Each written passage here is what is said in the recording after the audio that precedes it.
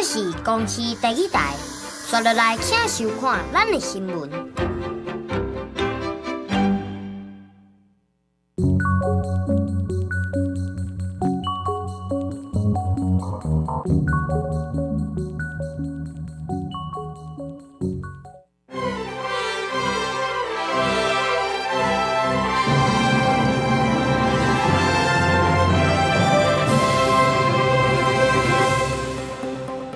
观众朋友，早，欢迎收看12月7日公视台记台早起新闻，我是陈怡真。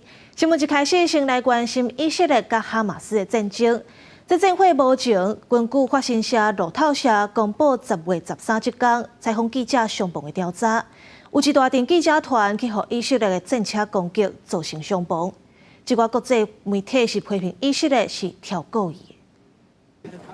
10月13日，黎巴嫩南部往以色列边界阿马阿沙布，一阵穿明显是由 Press 红大家的国际媒体记者来报道以色列军方甲黎巴嫩民兵组织真主党伫边界交火情形。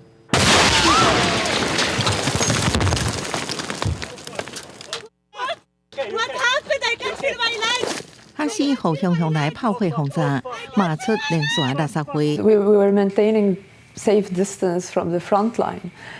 So basically, we were in a really safe. We felt safe. 阿斯受重伤扣回一名路透社摄影记者阿布杜拉无这样兴奋，已不幸殉职。 It is inexplicable that a group of journalists, clearly marked as press, doing their job, could be targeted in this way. 路透社采访30位政府安全官员、军事专家、法医、律师、医护甲现场的人，调查事发经过。迄时阵有北京媒体提供数点钟影像档，加攻击前后数百张相片，有高解析度卫星影像，佮摄取现场证据，车顶的炸弹碎片、相机架，还有一大地金属，让荷兰国防独立分析结果。We condemn Islam's killing, and we call on Israel to explain how this could have happened. 路透社知影，战车炮弹是为以色列境内发射，向以色列国防军问更较侪问题，包含因是毋是知影向记者开火。I'm not familiar with these specific reports. We target Hamas. We do not target civilians. 国际人道法禁止攻击记者，新闻媒体人员免被看作是军事目标。专家表示，这证据显示以色列明显违反，也可能犯攻击百姓战争罪。公视新闻黄文玲报道。因为有新闻工作者徛伫前线报道，咱才有法度了解到各地人权遇到什么款的威胁，世界正咧发生什么代志。国际人权组织自由之家发布报告，讲包括中国、罗西亚等。上无有26个国家透过绑票、抹黑、恐吓来镇压海外的新闻工作者，致使因的生命安全受到威胁。无国界记者组织发布2023年新闻自由度指数，指出中国是全球上大的记者家业。像讲2020年，中国新冠疫情严重，中国的公民记者顶点透过社群媒体刊出武汉疫情的资讯，都互中国判关4年。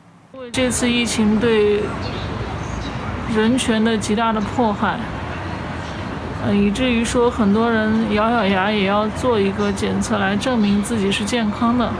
另外，要做过中国官方媒体中国环球电视网澳洲的华裔主播车蕊，和中国以违反国安法甲关3年，伫今年10月中出狱。这件代志嘛，互外界指记讲中国是在用认真进行外交协商。但是，国际人权组织自由之家发布报告指出，包括中国、罗西亚等上无26个国家，透过绑票、抹黑、恐吓亲友等的手段来下国镇压新闻工作者。台湾人权促进会表示，这款对新闻自由也是人权的迫害，事实上嘛形成专制国家甲民主国家互相对抗的趋势。保护卫士，他有另外一份报告，就是说，某一些国家允许中共。中国政府的那些执法人员可以在海外去执法，那这些其实都会增加，不只是记者、人权捍卫者，更多的这个风险。就是说，站在自由民主人权阵营的这些国家，政府，你无论如何，你就是要去保护这些受威胁的这些新闻记者，然后提供各种支持。戴宽会指出，自由之间的报告已经是针对全球人权侵害提出警告，伊嘛呼吁台湾政府应该赶紧制定人民法，伫咧民主的阵营，爱用积极的行动来维护人权。记者卢尚祖、郑俊佑台北报道。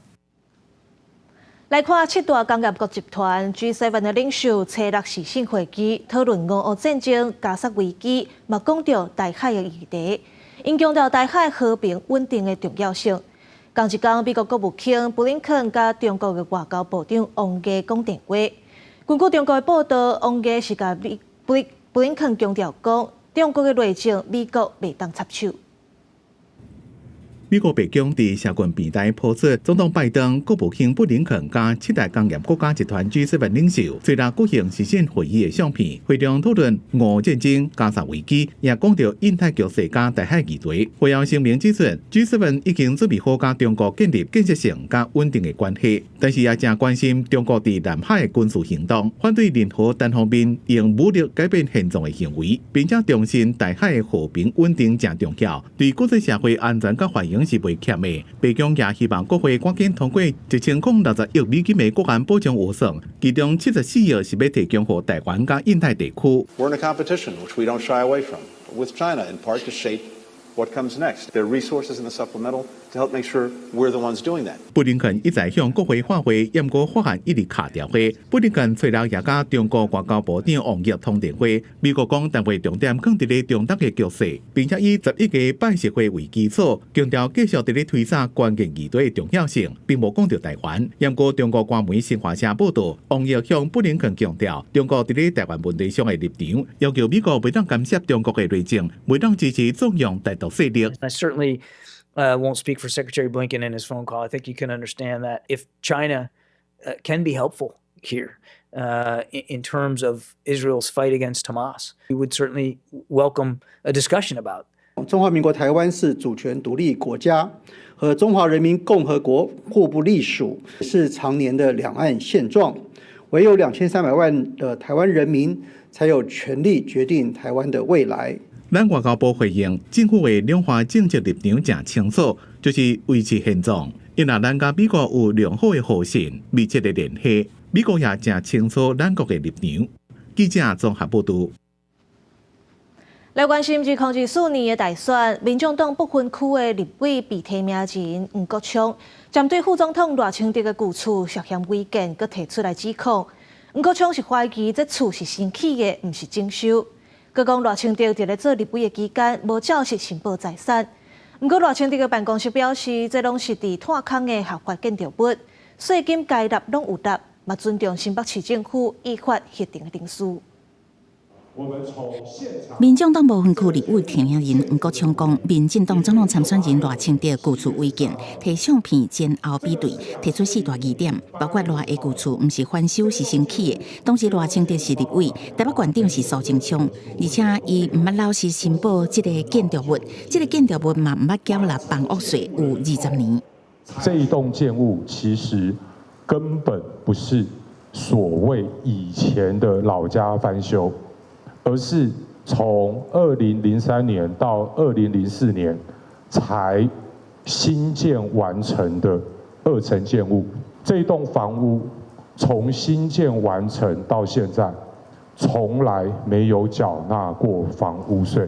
他们逃税已经长达了20年。对这件代志，赖清德竞办因讲，毋是违建，嘛无切占国土，是真侪伫炭坑啊合法的方式，强调该交的税拢有交，嘛一定尊重新北市政府依法核定的天数。赖副总统的万里老家一直被蓝白两党以错误的讯息误导社会，这不是都市违建，也没有窃占国土，而是矿区合法存在的房舍。公务局于今年9月前往勘查，经过比对之后，认定属于98年6月25日之前的寄存违建，并且依规定拍照列管建档。新北市政府对于寄存违建秉持一贯的处理原则，都是依法行政。新北市干部局是回应赖副总统旧厝的地址是古早就有的违建，这是事实。依照规定有翕相建档立管，无另外寄发认定通知书。记者综合报道。网络传讲有人咧卖国内政治机关的监听资料，包括政治头人和外国驻台人员。针对这部分，内政部长林佑昌讲，这是选举要搞的认知作战。刑事局嘛讲，这是简体字，应该是乱编的，资料无漏泄的情形。网络伫流传暗网伫个袂好，亲像政治机关监控政治等相关人物的资料。当然，立法院副院长蔡其昌都有。内政部长林佑昌是讲，认知作战3分真7分假。这个案最高检察署已经伫个侦办，即马拄好是大选期间，什么消息，所有人拢应该谨慎辨认。我们第一时间一查证一下就知道那是假的。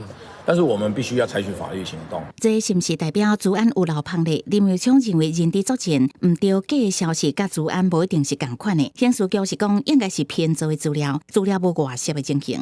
法务部嘛讲，大概选举期间拢有人散布类似的假消息，鼓励个人有证据积极检举，查到会当得到2000万境外势力诈骗奖金。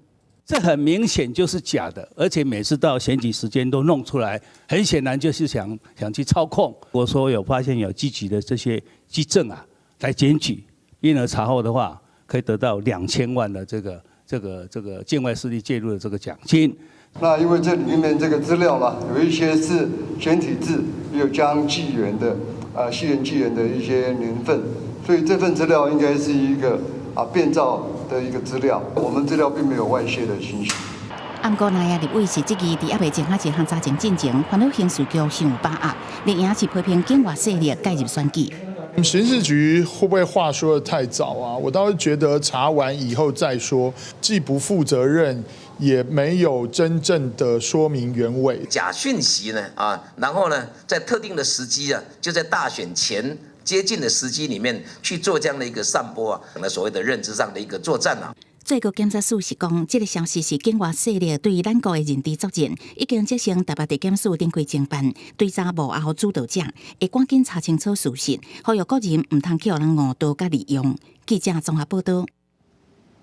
来关心天气，今仔日东北季风减弱，水气较少，各地头天气舒适，是侪云到好天。咱来看云图。因为东北风减少，云变少，透早出现辐射冷效应，温度降低较凉冷。中部以北甲金门、马祖透早温度上低13度到16度，东半部、南部甲偏湖温度上低16度到19度。不过早时、暗时温度差较济，北部、东半部高温是24度到26度，中南部上悬有到29度。早时、暗时要出门，就要注意温度的变化，加套一件衫。即阵寒人吹东北风，玉山气象站昨早起敢若零下8.2度，若雪山嘛落入冬了后的头一阵雪。不过这2天温度回升，雪若开始扬，这山区就会真骨。雪管处是呼吁民众就要注意。对酸酸丸的脚步白色的这雪耐落去，不过也真高。雪霸国家公园伫初6落入冬以来第一阵雪，虽然水汽减弱，不过有东北季风影响，温度也真低。冰岛的积雪无扬起，不过雪来烦恼温度回升了后，雪开始扬，山区的淡谷骨。雪霸国家公园管理处提醒山友要特别注意家己的安全。雪山主峰及圈谷积雪厚度计有10公分，在此呼吁登山游客应该适时的携带冰斧、登山杖、圆盔及冰爪等相关防护设备，比例确保登山安全。疾管处预告，明年1月初2开始到3月底是雪季服务期，一般申请人数是1至6个人，包含领队，必须爱护落雪穿的装备加技术自我检查表，特定区域需要登山安全管理评估表备查。冰岛落雪量达到雪超30公分以上，开放特定范围，予雪地训练队伍带营使用。日本登山路线会持续安排雪季指导员。气象署讲，这波东北季风持续到初8，透早辐射冷却影响温度真低，要特别注意日夜温差。在清晨，预估北部及宜兰的低温普遍就是13到15度，那中南部及花东的话，普遍低温就是16到18度左右。那因为局部温度的一定都会再更低一些，像是在沿海空旷地区及近山区的平地，这里温度都会来得低个1-2度左右。那是玉山气象站初7早起测到负8.2度的气温，不过水汽减少，山区落雪机会无大。初8拜5日时开始，东北季风会减弱，各地温度渐渐升悬，一直到后礼拜2才有下一波东北季风加锋面的通过。到时阵北部加东北部才会搁降温变天。记者综合报道。来看联合国第28届气候峰会，包括美国、加拿大等等63个国家做伙响应。第2050年进前，全球冷气的碳排上无要减6成。咱台湾环境部表示，国内已经预告要定出管理办法的草案，为明年开始就会管制冷气的冷媒。因为全球暖化，温度一直升悬，民众对冷气的需求也愈来愈增加。正伫杜拜举行的联合国气候峰会，包括美国、加拿大等63个国家响应参加全世界冷却行动承诺，算是要伫2050年之前减少全世界冷气空调碳排至少6成。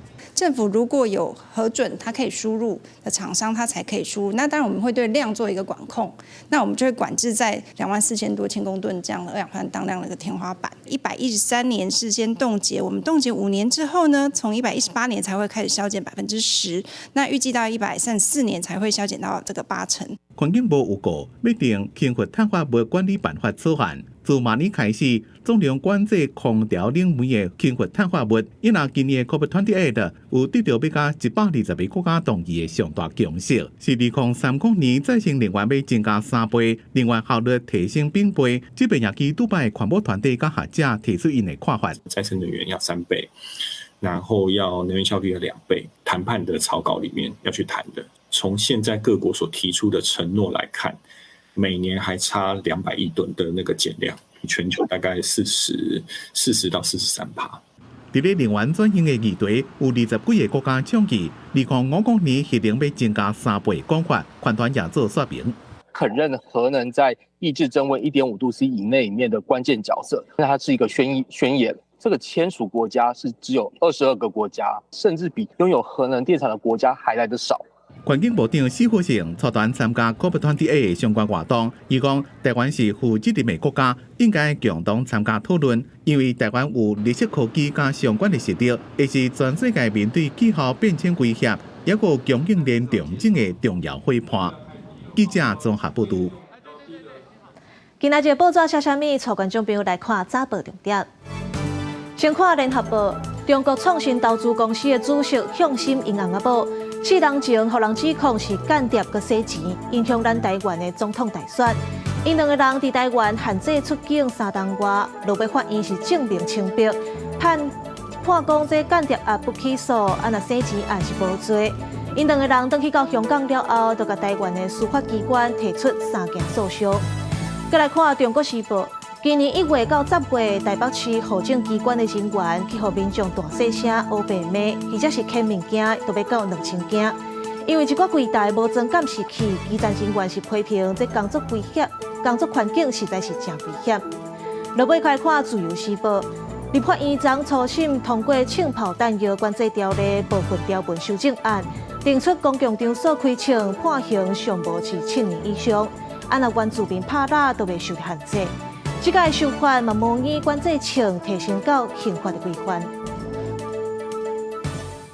来看台北市卫生局10月去抽查市面30件海产，其中台北的六福万怡酒店进口巴基斯坦的冷冻3点仔验到重金属，卫生局已经要求落架啊。若餐厅表示已经无用3点仔做实在啊。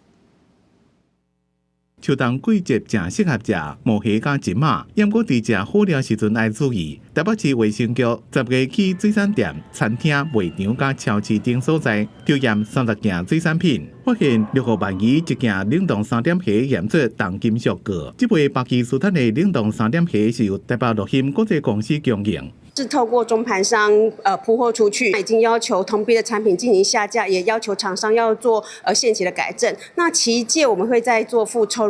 卫生局讲，水产品内面重金属的来源主要是受污染的水体，水产品拢可能含有微量的重金属，包括盐、铬加甲酯汞。要求业者甲无符合规定的产品下架，袂使搁卖，限期改善，立管复查。如果我们的食物当中被铬污染的话，大概有6% 会被人体吸收，然后可是长久的话，我们就担心说，铬其实它在人体会累积的，而且它那个在人体半衰期很长，高达20-30年以上，它会导致肾功能的异常。其实，在今年的10届加11届，食药署边境查验就捌查出2批巴基斯坦进口的冷冻3点系重金属铬拢超过标准。消署清查自112年1月1日起到11月30日止，从巴基斯坦输入的同号列系列产品共报验24批，净重约200公吨。地主办理酒店也提供进口系证明，表示进货商品拢是海关已经核准，并且摕到进口的证明。除了全面停用3点系，对这件案件所造成的商业损失，将会对供应商要求赔偿。记者综合报道。来关心国际消息，丹麦甲瑞典因为连续发生示威者烧古兰经的事件，引起伊斯兰国家不满，这抗争不断，社会无平静。即阵丹麦国会通过一项法案，讲禁止伫公开场所破坏宗教的册典，违法上当会关2年。77 imod, ingen hverken for eller imod, og lovforslaget er dermed vedtaget og vil nu blive sendt til statsministeren.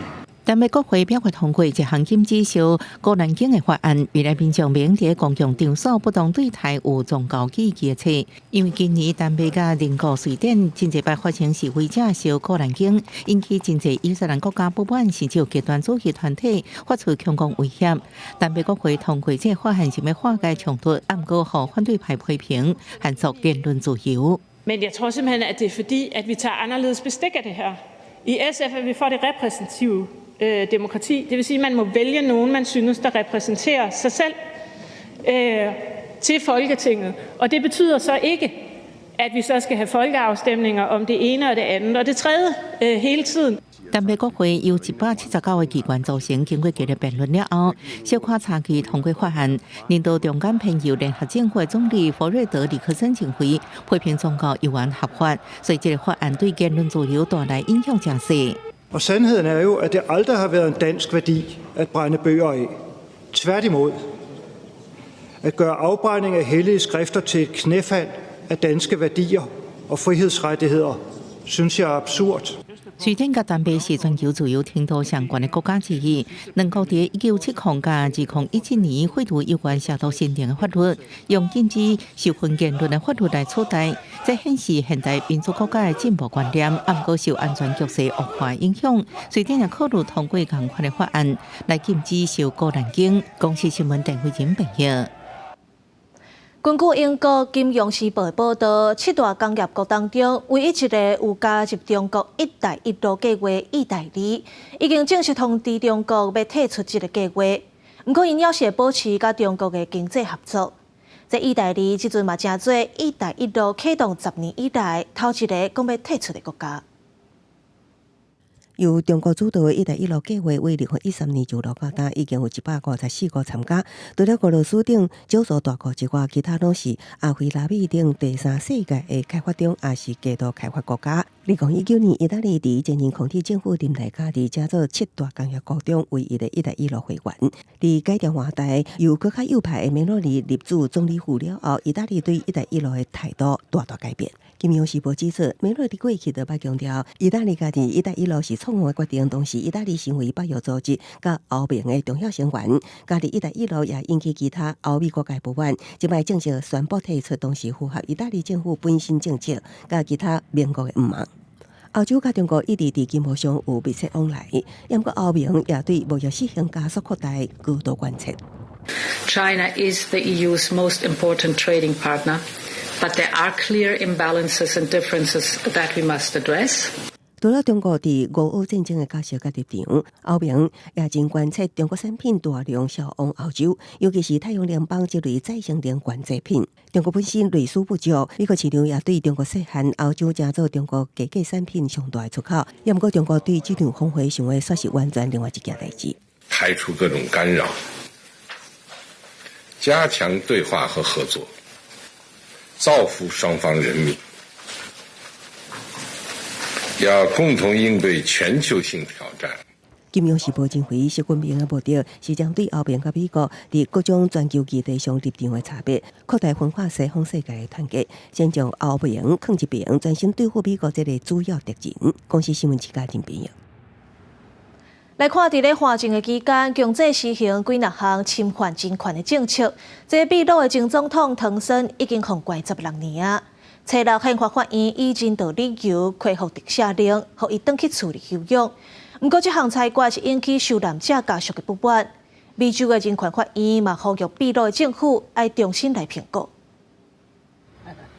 85岁秘鲁前总统唐森千叶，虽然以健康的理由结束16年监狱的生活，又惊伫被判坐请转去厝的，因有真侪支持者庆祝欢呼。这位第二代日本的秘鲁移民，自1990年开始担任秘鲁总统10年的时间。除了以国际的问题引发争议，也因为执政期间侵犯人权，被判25年有期徒刑。不过，也有真侪民众认为，唐森救了秘鲁的经济，和国家摆脱恐怖主义。Agradecido a Dios porque ya era hora de que esta injusticia que le han puesto a nuestro líder, el ingeniero Alberto Fujimori, es injusta. Gracias a él, nuestro país está de pie con su constitución del 93. 唐森在位的时阵，北强并要甲27万的秘鲁产者的妇女，卖生囡仔去绑起来，其中大部分拢是袂晓讲西班牙语的原住民。另外，伫1991到1990年之间，政府对抗共产主义组织公民之路时阵，伊下令屠杀25个人。2017年，迄当阵的总统库辛斯基宣布特赦唐森，受难者家属出来抗议，反而几多遍撤销特赦令，一直到12月初又搁宣布恢复。En estricto cumplimiento del mandato del Tribunal Constitucional, Supremo Intérprete de la Constitución Política, el Instituto Nacional Penitenciario procedió a ejecutar los extremos del auto de fecha 4 de diciembre de 2023 y disponer su libertad sin condicionamientos. 其实，秘鲁的宪法法院进前已经几多遍下令释放唐森，不过下级法院拢拒绝照做。美洲人权法院也伫初六再一遍希望秘鲁政府莫立即释放唐森，搁开淡薄时间评估法院的裁决。公司新闻牛眼编辑。顶个月底，美国的鱼鹰运输机去沖縄湾基地半中度载落去海里，8人全部拢过往。即马美军嘛宣布讲，500架鱼鹰运输机全部拢要停飞。美军一台 V-22鱼鹰运输机顶个月29伫日本西南外海进行训练飞行的时阵，落伫罗尼岛县屋久岛近海。迄个时阵，掠鱼的人看到军机倒兵引引导火，落落海了后散去。日本海上保安厅甲附近的渔民加入救援，经过1礼拜的敲找，美军得药，其中8人已经全部罹难。This morning, the Air Force announced that the search and rescue effort for the Air Force Special Operations Command Osprey aircraft mishap in Japan has transitioned to a search and recovery effort. 目前相关单位也搁伫找找最后2个失踪美军的遗体，初步调查怀疑是材料故障致使这个事故。伫查明事实原因进前，美军初六宣布全面停飞将近500台鱼鹰机。随上，日本方面早伫意外一个发生，就需要求驻在伫沖縄的美軍停止魚鷹機的飛行任務。オスプレイについては自衛隊も運用しているところであり、飛行の安全確保のため。引き続き米側に情報共有を求めてまいりたいと考えております。鱼鹰运输机最近事故真多，今年8月有一台鱼鹰伫澳洲参加军演的时阵失事，造成3个美国海军陆战队的队员殉职。去年原来有5个美国海军官兵坐鱼鹰运输机伫加州执行训练任务的时阵落来死亡。经过调查了后，确认是鱼鹰机的拖拉机故障造成的。鱼鹰机会当日头起降，也有快速飞行的特点。不过到即马至少有50个人员伫操作，也是进行测试的时阵发生事故死亡。这款飞机到底有甚么款危险，也有待美国赶紧查清楚。公司新闻张惠敏编译。今仔日国际有啥物大代志？带观众朋友做回来看世界。美国参众两院提出预算8768亿美金的2024年国防授权法案。法案是要求美国国防部要为台湾的军队制定全面的培训计划，提升台湾的战力。法案伫咧议会表决通过了后，就会送去予总统拜登签名生效。来看英国政府指出，罗西亚的情报单位近侪年来对英国实施网络攻击。锁定英国出名的政治人物、公务员、学者甲记者，干涉英国的政治。英国政府嘛照紧在洛西亚的大赛宣布要制裁2个人。来看美国地质调查所指出，太平洋岛国瓦纳杜南边的外海发生规模7.1的大地震，另外墨西哥嘛发生规模5.8地震，包括首都在内中部地区拢摇甲真大力。镜头转来到国内，屏东民用科技厂9月底发生火灾，造成10个人死亡，100多人受伤。事当时公司有答应留落来员工会分薪水分到今年底，不过公司煞伫11月中提出计划，要甲254个人死头路。有员工咧怨叹讲，特别过年啊，才甲人抬头，即马连年尾奖金都领袂到。环保局人员采取透早来到民用客车清理现场，9月发生爆炸导火事故的屏东民用科技，伊当时答应留落来员工发薪水到年底，不过伫11月中已经提出大量改革计划，明年3月2日进前会资遣254人，目前已经有204人接受资遣。我自己是选择要自己离职的，因为我觉得说，就是对我来说的话，目前给予的薪水是不足以支撑我现在的经济情况。三亚园区管理局表示，民用大火进前，本国这劳工有554人，移工105人，移工多数已经离境，也是转出境。提大量解雇的时，只剩383名本国籍员工。护工地区不平造成人心浮动，民用表示，事前有调查留任议员有员工怨叹，特别过年，民用刷大量资遣，也不发年终，要员工表示尊重。公司有公司的考量，那我们完全尊重公司啦，提供一个优于劳基法的一个补偿。那包含就是说，每一位员工我们都开立了非自愿离职证明，那也提供了这个资遣费。那不管他在什么时间点离开，公司都是把它计算到12月底的薪资。早起手旁来，寥寥会当看到机库咧清理现场。民用大火唔但是公安事故，也烧出消防电力不足的问题。为此，消防局有备增设第3分队。政策第3分队有提报县府5个方案。来去做评估嘛，这个基层就要看土地的问题，看选择哪一个土地。消防局表示，除了增加分队，也向官府提出增加人员方案，目前正在审慎评估，希望会当补足欠的人力。记者综合报道。来看有6个查甫嫌犯，为2021年开始，都伫网络顶悬找一寡还未成年的查某囡仔，甲因拐讲翕相就会当趁钱。煞是甲因翕一寡赤身裸体相片，放伫网络顶悬卖。这3个月来，就趁800万的侥幸钱，拢总有86个查某囡仔受害。台中地检署是依照违反儿童甲少年性剥削防治条例，佮有组织犯罪条例等等的罪名，甲这6个人起诉，要求法院判刑5年到30年不等。台中地检署侦办台版恩和房案件，4单4判定6个查甫人涉嫌做伙行翕相就当趁钱等名义，诱骗未成年的少女翕不雅的相片，搁再放在网络顶卖，有86位少女受害。检方依照违反儿童加少年性剥削防治条例，涉嫌犯组织犯罪条例等罪名起诉6个人，求处5到30年。于今日向法院提起公诉，并请法院审酌被告6人恶性重大。对社会秩序及人性尊严危害严重，从重量处有期徒刑30年至5年不等。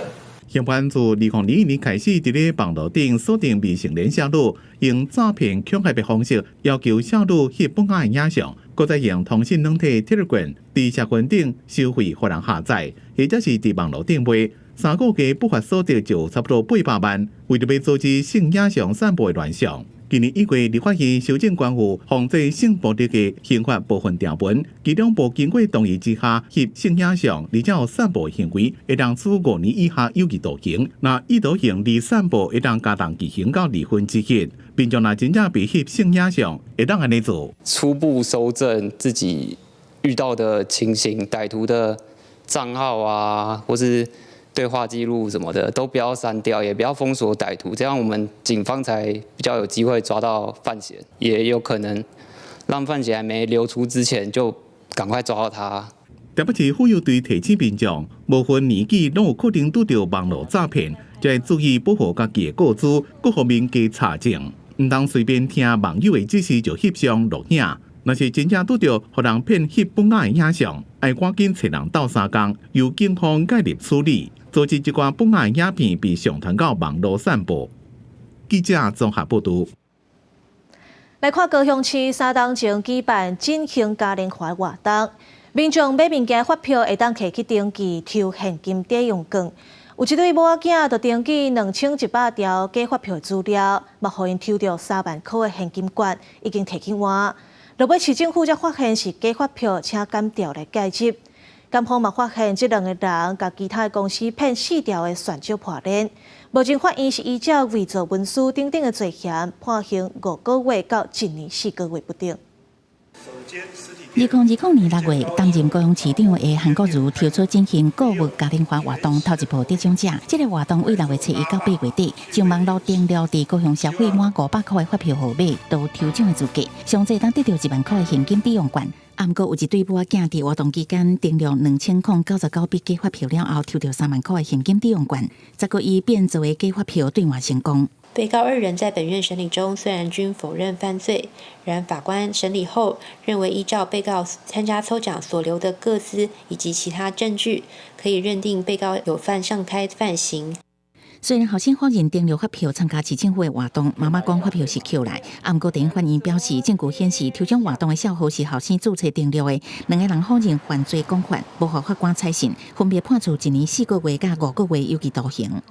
抽奖规则与机制进行调整，且有第三方公证单位见证，有效杜绝伪造行为。检察局表示，当时抽奖流程是民众订了发票了后，再去翕实体发票的相片传到系统。领奖的时阵，嘛爱原发票摕来查核，防止假造。毋过好亲像变做了后的发票，第一时间无法度判断，才会互人换走抵用券。未来若是有类似的活动，无排除会阁增加一至2个验证流程，阁搭配第三方公证单位来协助防止假造。记者综合报道。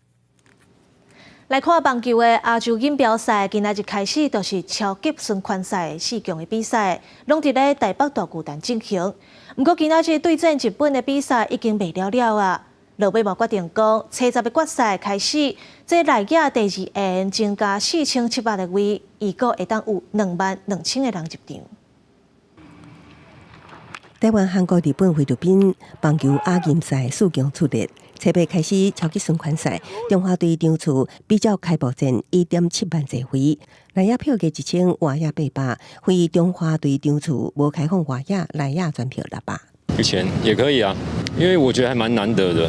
中华队3战全胜，下组第1位台中洲际登到开幕战的台北大巨蛋头一铺卡优先买票，每场限量3000张，初7早起10点开始卖，初8台2战、初9台会战全拢卖了了，剩14000张门票，12点开始卖，台2赛无到3分钟卖完。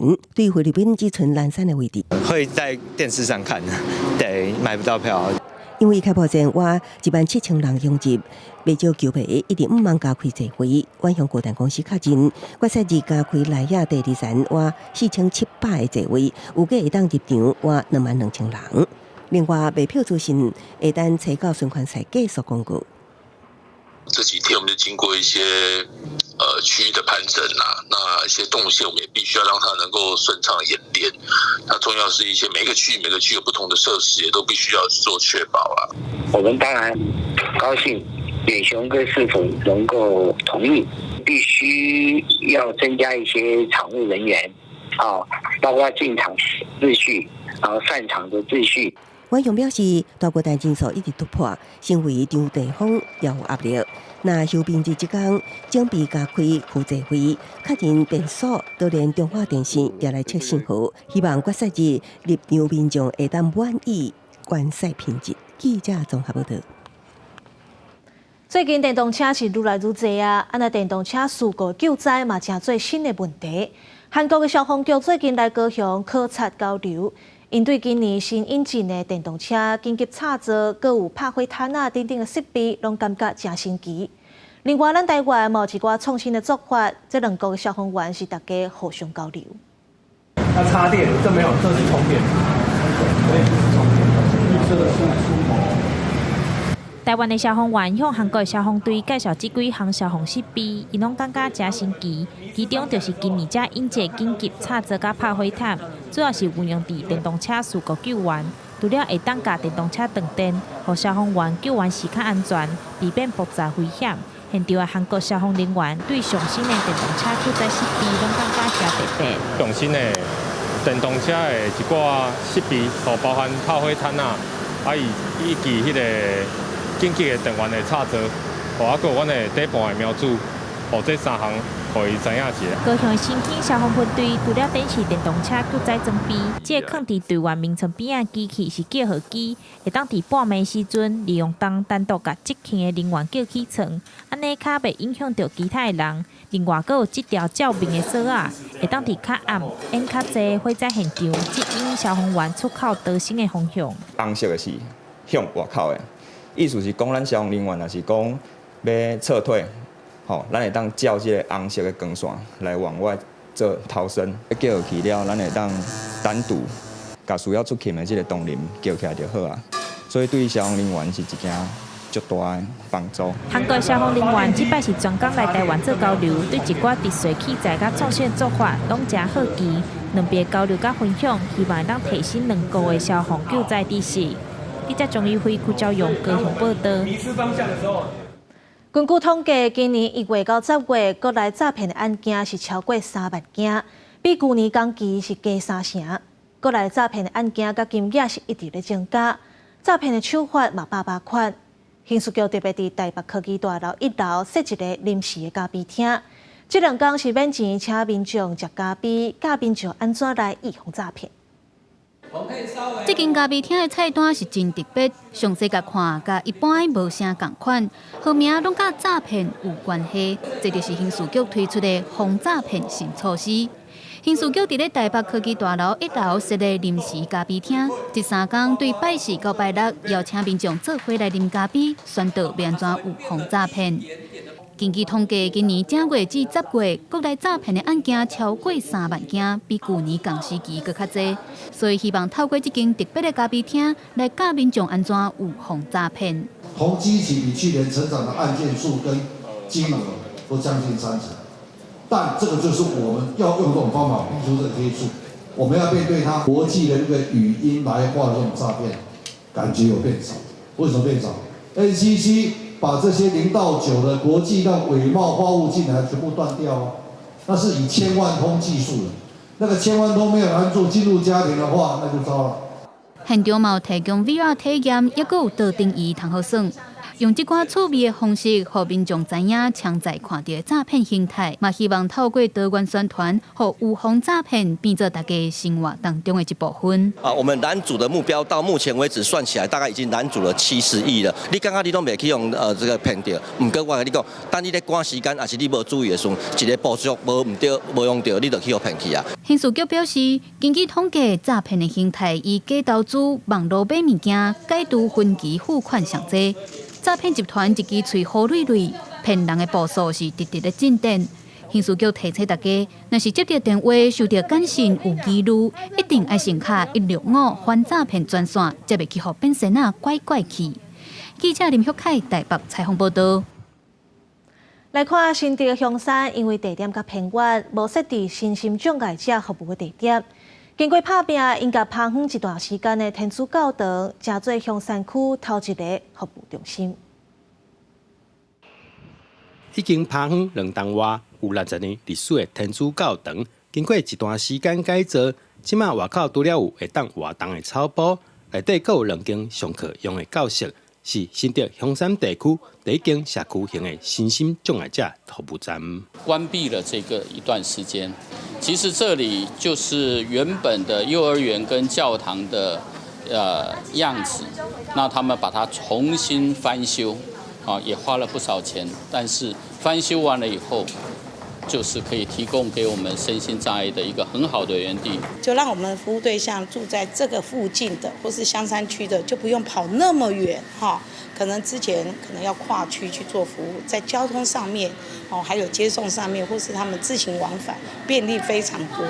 服务站除了提供照顾服务以外，佮透过训练课程、参活动体验，来教服务对象安怎制作手工番仔饼以及鸡卵糕，希望来提升因未来就业的机会。现在很多那种小型的工作室，他们也会要做这些比较精致一点的东西，对，然后学起来的话，他们可能就可以去跟着外面大家一起工作。目前香山服务站提供15名的理事照顾服务，以及20名的训练课程学员。持有指出，未来会继续找地点建置，来提供香山地区有需要的民众就近的照顾服务。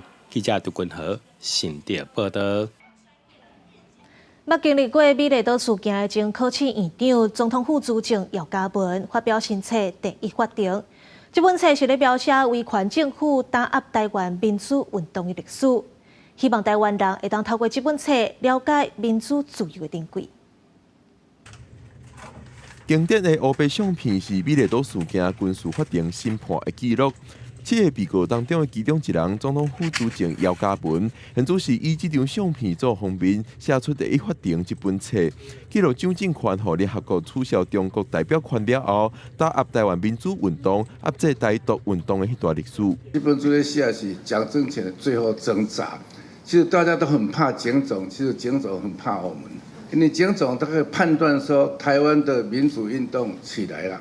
海内外的台独运动起来的，他要怎么阻挡？就设这个叫第一法庭。第一法庭是警总军法处审判法庭，1977年建立伫警备军事看守所。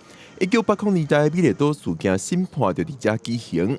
国家人权委员会主委也是监察院长陈菊是迄时的被告之一。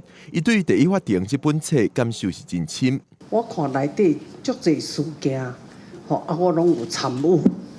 即摆有参与过这个过程，佫会当讲话发声，事实上也无真侪人。桥仔头事件、美丽岛事件等等，我看到第一法庭，我实在是感触真深。这拢是台湾人追求自由民主这个过程内底，这是一个重要的历史的记录。现主时，警备军事看守所变做国家人权博物馆，第一法庭也变做是反省历史的所在。有真侪即个民众讲台湾的自由民主真正是无简单吼，较早伊拢唔知影即个过去。威权时期的建筑，现主时转型做历史教育的场所。但局也讲，这段历史爱世代流传，互后辈了解民主自由的珍贵。姚嘉文为了这本册，参国史馆历史教授李福正等人士收集各款历史资料，就是帮用专业的观点，互大家了解。记者郭文条水台北新北报道。来看人工智慧的新科技 ，Google 的母公司推出上新的 AI 模型 Gemini， 讲真侪功能拢赢过 ChatGPT， 会当处理影音文字，辨识功能嘛更较优柔。It looks like a bird to me. What if I add this? The bird is swimming in the water. It has a long neck and beak. It is a duck. 看画图线条就会当辨识出是鸭。进一步提供相关解释。Google 母公司Alphabet在它推出上新的 AI 人工智慧 Gemini 相助作，那会当同时处理影像、音讯、文字等无共形式的资讯，也会当分辨解释 C++ 等程式语言。Google 同时也讲，第32项测试中有30项表现比 OpenAI 的 GPT-4也较好。What I see is that Google does have extremely deep research investment and also the new chip technology and the capability for processing, which would deliver a real competition to Microsoft and OpenAI. Google 已经伫人工智慧助理码的加入部分 Gemini 技术，保证先伫170个国家甲地区提供英语版。介绍影片讲 ，Gemini 会当描述影像甲声音，而且会当依照情景甲人类互动对话。Google 指出 ，Gemini 伫包括数学、物理、历史、法律、医学甲伦理学等57项科目的 MMRU 大规模多任务语言理解测试中达到90排水准，甚至超过人类专家。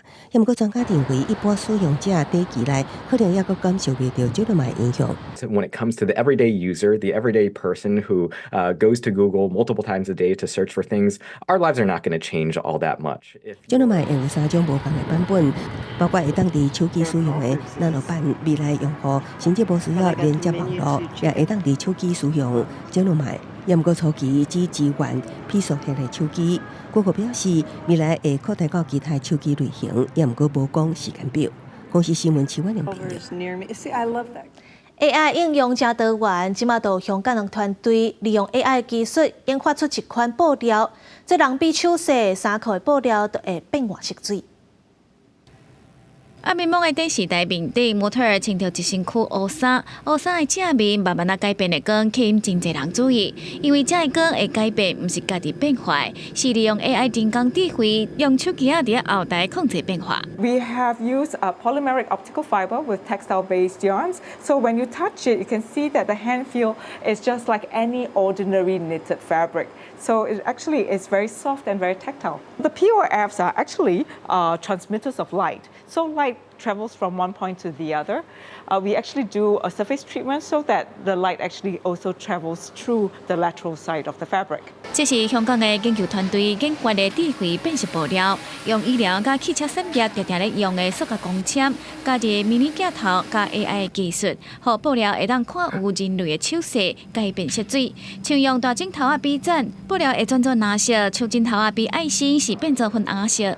People with dementia, people with learning challenges. So it actually encourages their well-being and gives them a sense of calm and also a very easy way for them to have engagement and direct response. So by having a simple gesture or simple movement, they can see a color change. 因为布料可以当用手机啊、甲遥控器变色。香港理工大学教授陈天瑞表示，未来这款布料会应用伫福建器材。另外，变色的技术嘛，对服装的艺术发展有帮助。因为布料的色水会当改变，卖当减少少年人买物件的时阵拄着介意的衫，得全部色水拢买起来。伫个无介意了后，就甲全部同款的衫拢单调的歹习惯。公司新闻台是东平友。美国的《时代》杂志今年选的年度风云人物是流行歌手泰勒斯，伊嘛正做这100年来头一个高一人选入去风云人物的名称。《时代》杂志表示，无人有才调像伊安尼，会当互遐侪人感动。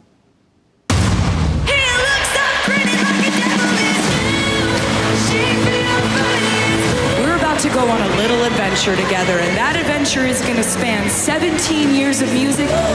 正一礼办全球巡回演唱会，美国有名的流行歌曲泰勒斯，会当讲是今年上请兄的人物。伊演唱会门票，若是一开始买就抢了，顺势所杀出来巡回演唱会地点，同款也创票房的纪录。2个加起来总共有20亿美金的收益。根据 Spotify 的统计，伊的歌以261亿次得到今年全世界串流收听次数上最冠军。时代杂志讲，泰勒斯的成就，若是用数字来看尔，因为伊创作的音乐内面的梦想加感受，感动真侪人的心。泰勒斯是时代杂志96年来第一位单独迄选正做年度人物的演艺明星，打败这边入围的英国国王查尔斯3世、中国国家主席习近平、OpenAI 共同创办人阿特曼、电影芭比加参加办角的好莱坞演员加编剧等8组人。泰勒斯世界巡回演唱会将会一直办到明年12月。最近团讲有可能临时安排台湾场，虽然消息也无被证实，也过歌迷拢一直期待。公司新闻詹培敏编辑。瑞典育婴假制度真周全，所以老爸请假顾囝是真事上的代志。最近，有一名少年的爸爸小招开讲，哪个囡仔拿唱歌的影片伫网络顶悬唱起来，因怎组一个合唱团，伫网络顶悬有上百万的观众，甚至是请假要开演唱会。好听的声音，完美的和声，因是最近伫瑞典红起来无伴奏合唱团奶爸和声。这5位素人奶爸来自瑞典北部，每一人拄好拢有2个囡仔，因一边照顾囡仔，一边唱孙人声的阿卡贝拉。影片意外伫网络上累积袂少人气，所以5人归期就组团定期发表作品。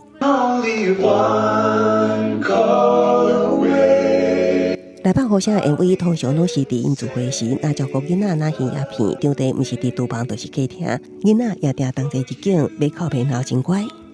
When we hang out, the kids can hang out with each other, and as many people see in the videos, it's a soothing thing when we are singing. 伫瑞典有一个新的名词叫做拿铁爸爸，记的就是爱带囡仔的少年爸爸。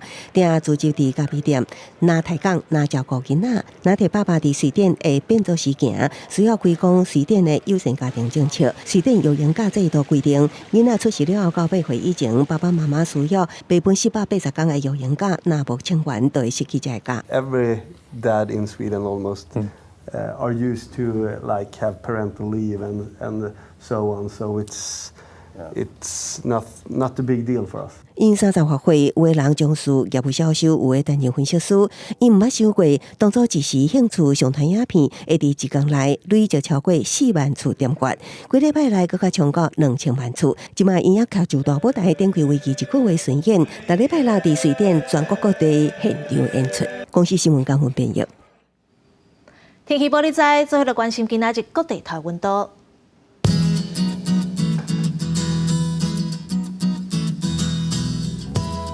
北部地区13度到26度，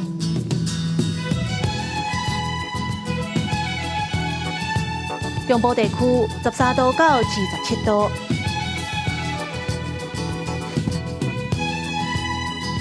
南部地区15度到29度，